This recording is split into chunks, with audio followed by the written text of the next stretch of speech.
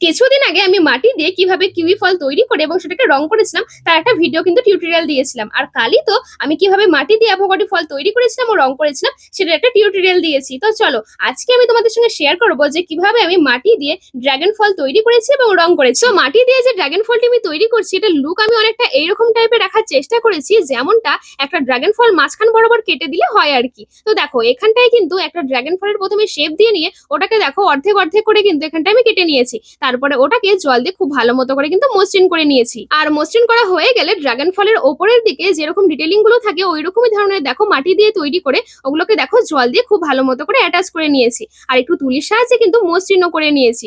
আর হ্যাঁ, যদি আজকে তুমি আমার ভিডিও একদম প্রথম দেখে থাকো তাহলে বলবো প্লিজ আমার চ্যানেলটাকে তুমি সাবস্ক্রাইব করে দিও, কারণ আমি কিন্তু মাটি দিয়ে তোমাদের রিকোয়েস্ট অনুযায়ী বিভিন্ন ধরনের জিনিস তৈরি করে এবং সেটাকে রং করে তোমাদের সঙ্গে শেয়ার করি। আর এই দিকে দেখো তোমাদের সাথে কথা বলতে বলতে মাটির ড্রাগন ফলটি কিন্তু আমার অলমোস্ট তৈরি করা কমপ্লিট হয়ে গেছে। আর হ্যাঁ, এটাকে না শোকানোর জন্য আমার অনেকটা টাইম লেগেছে, কারণ জানোই তো যে এখন বৃষ্টির ওয়েদার চলছে, সেজন্য একটু মাটির জিনিস শুকাতে টাইম লাগছে।